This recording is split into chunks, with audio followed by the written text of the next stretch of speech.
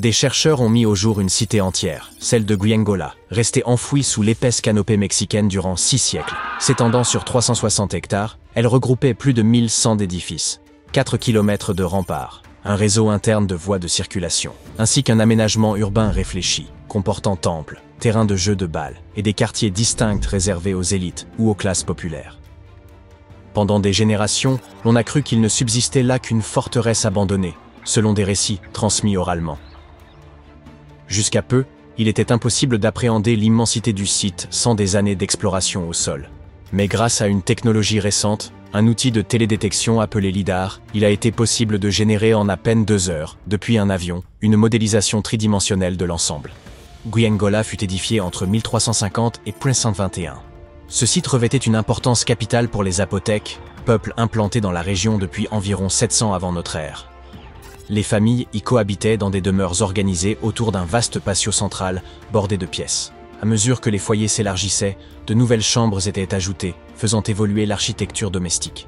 Les analyses ont démontré que dirigeants et habitants de conditions modestes œuvraient de concert à l'essor de la cité. En raison du relief montagneux environnant, ils surent exploiter intelligemment les pentes naturelles pour y implanter leurs constructions, favorisant ainsi l'écoulement des eaux pluviales.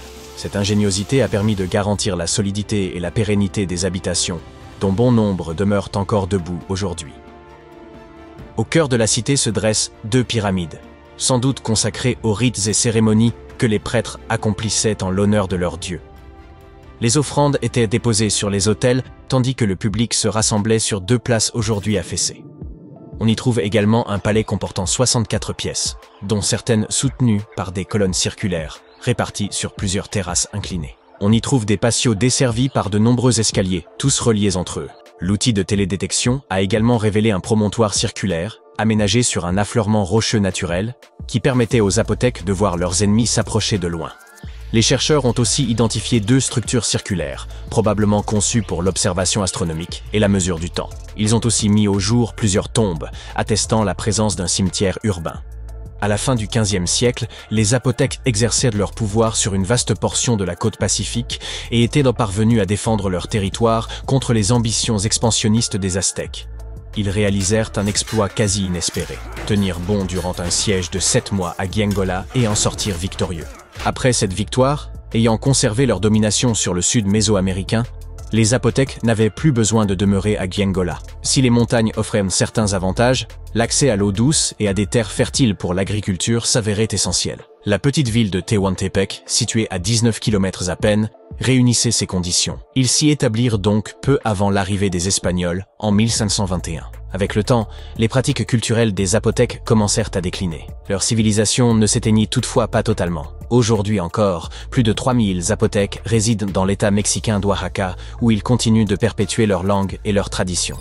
La création du modèle 3D de cette cité perdue ne constitue qu'une étape préliminaire dans la recherche. Les archéologues espèrent que les études à venir permettront de mieux comprendre l'organisation politique et sociale des Zapotèques, la manière dont ils administraient leur cité, ainsi que la nature de leurs échanges avec les Espagnols à leur arrivée. Ils projettent d'examiner les 1170 structures révélées par le balayage LIDAR, ce qui nécessitera plusieurs années. Plutôt que de fouiller le sol, ils auront recours à des technologies non invasives afin d'explorer la ville sans en altérer les vestiges.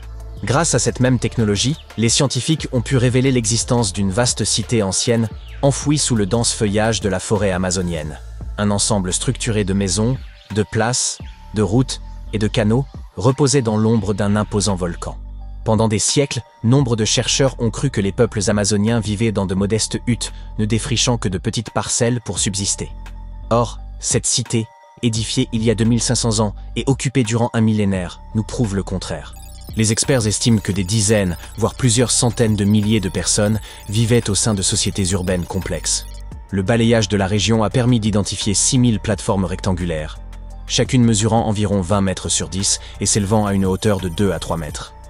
Ces constructions étaient regroupées autour de places centrales, avec des routes rectilignes aux angles droits parfaits, connectées par des sentiers. L'une d'elles atteignait même 26 km de long. La réalisation de voies parfaitement droites exigeait davantage que le simple suivi du relief naturel. Certaines d'entre elles revêtaient probablement une valeur rituelle ou spirituelle. Le sol volcanique, particulièrement fertile, favorisa l'essor de cette civilisation, mais il pourrait aussi avoir contribué à sa disparition. Les chercheurs ont en outre révélé les défenses de ces villes comme des fossés barrant l'accès à plusieurs d'entre elles. Il est donc possible que des groupes voisins aient tenté d'envahir ces cités. La prochaine phase consistera à étudier les 300 km² adjacents afin de mieux cerner l'ampleur et la complexité de cette société ancienne, qui pourrait même surpasser par sa taille la célèbre civilisation maya du Mexique et d'Amérique centrale. En 1963, un habitant de Turquie fit une découverte stupéfiante en rénovant sa maison. En abattant un mur de sa cave, il mit au jour une pièce énigmatique. En poursuivant ses fouilles, il tomba sur un tunnel, lequel le mena à la ville souterraine de Derinkuyu. Il s'agit de l'une des cités souterraines les plus profondes et les plus vastes de Cappadoce, et même de toute la Turquie. Les habitants occupaient 8 niveaux souterrains, chacun offrant un accès à des caves, des espaces de stockage, des chapelles, une école, une salle d'études ainsi que d'autres installations. Ces étages étaient interconnectés par un vaste réseau de tunnels. Il est probable que cette cité enfouie ait été conçue comme refuge. Située à une profondeur de 85 mètres, elle demeure invisible depuis la surface. Le site était suffisamment vaste pour accueillir environ 2000 personnes, accompagnées de leur bétail et de leurs vivres. Un puits de ventilation, profond de 55 mètres, assurait l'aération. Selon les archéologues, les premiers niveaux auraient été aménagés par les Phrygiens avant d'être repris et perfectionnés par les Romains. L'apogée de Derinkuyu s'est toutefois manifesté durant l'ère byzantine. La cité suivante, longtemps tenue pour légendaire, n'était évoquée que dans de rares textes anciens et quelques inscriptions énigmatiques, si bien que son existence demeurait incertaine. Après avoir exploré une grande partie du littoral égyptien, un archéologue du nom de Frank Goddio et son équipe ont soudain aperçu un visage monumental émergeant des profondeurs. C'est ainsi que la ville engloutie de Thonis Héracléion fut révélée, à plus de 6 km au large d'Alexandrie. Parmi ces vestiges reposaient 64 navires, 700 ancres et un fabuleux trésor de pièces d'or. Les archéologues considèrent que les éléments les plus remarquables de cette découverte sont la statue haute de 6 mètres et les vestiges du temple. À son époque, la cité accueillait des rituels et des célébrations dans le sanctuaire d'Amon. Façonnées en granit et en diorite, les ruines ont traversé les siècles sans se détériorer malgré leur immersion prolongée.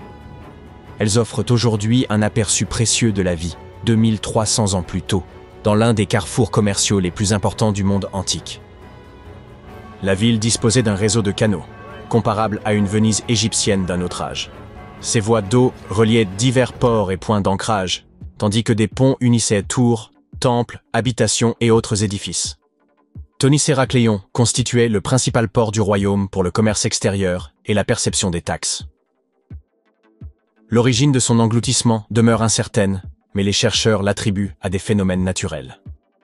Vers la fin du second siècle avant notre ère, probablement à la suite d'une terrible inondation, la cité fut submergée. Par la suite, Alexandrie, fondée par Alexandre le Grand, surpassa Héracléion en prestige et en influence. Avant cela, Héracléion faisait office de principale porte d'entrée maritime vers l'Égypte.